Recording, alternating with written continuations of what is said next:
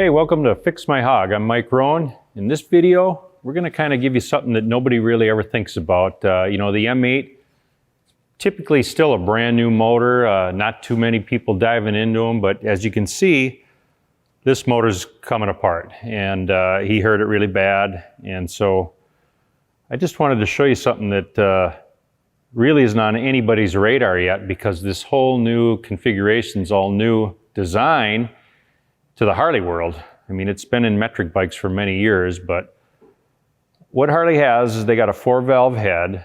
They've got one rocker arm here controlling to depress both valves at the same time. Everything's all wonderful when it's all new, but let's just say down the road, 50,000 miles, things start to wear. If your valve face wears, the valve seat wears, the tip of the rocker arm can start to wear, and of course the tip of the valve. Pretty normal on a regular Evo or a twin cam. Life would be okay because the lifter would just compensate for that. It'd take that clearance up. Well, if you think about this and you look at the design of this, you're depressing two valves at once. So let's just say, and I'll show you here, let's go to the head I got on the table and I'll kind of help explain why we're looking at valve tip height so crucially on an M8.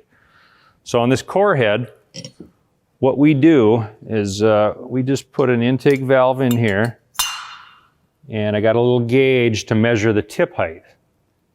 So anytime we do a valve job, what we're doing is we're recording the tip height of the valve. Now we're going to take that same valve, we'll stick it in the other hole here and do a comparison. And believe it or not, right from the factory, the tip height is exactly the same. Because Harley knows it's very crucial that those tip heights have to be the same for this rocker arm to work the same. Now imagine you send your heads out to the cool guy, cylinder head guy. He does a valve job. He's not thinking about your rocker arm. He's thinking old school, one valve, one rocker arm. Doesn't matter if the tip heights change 10, 15 thousandths of an inch, but it does. Can you imagine the difference in these tip heights? You've got a 10 thousandths difference. The lifter is going to adjust to one valve only. Now you've got this difference of 10 thousandths. What are you going to do? Well, Harley actually came up with a Screaming Eagle adjustable rocker arm, and you won't even find it in their Screaming Eagle book yet. I don't know why, but they do make it because I've got one. So here's your deal here. And basically, I mean, metric motorcycles have been doing this forever and ever on their 4-valve design. They typically have a rocker arm adjustment on both valves. This just makes it simple. And all we're doing really is we're going to take this rocker arm, and you can see it just threaded here, and you run it down to zero clearance. You just lightly touch it off here, and once that's zeroed out, you got no up and down movement. Take it, and they want you to torque this thing. They've got a spec in there, it's like 120 inch-pounds. Boom, there you go. So now, you've got a proper tip height. I mean, if you weren't able to do that, you're going to have a valve that's not contacting the seat all the way, dissipating that heat, burning the valve. So Harley realizes it's very important.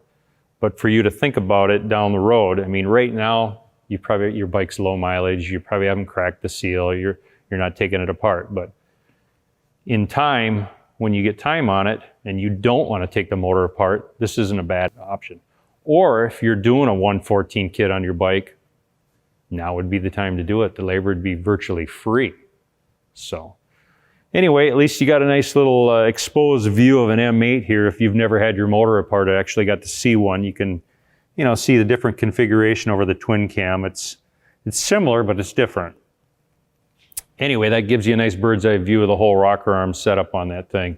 Really, at the end of the day, it always comes back to the motor's an air pump. It's got to be efficient. That's going to make it efficient.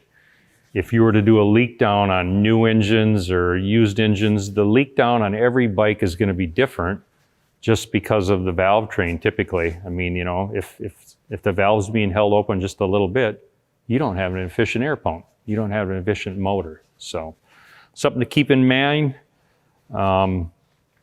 Thanks for tuning in, and always check out Fix My Hog for more informative videos.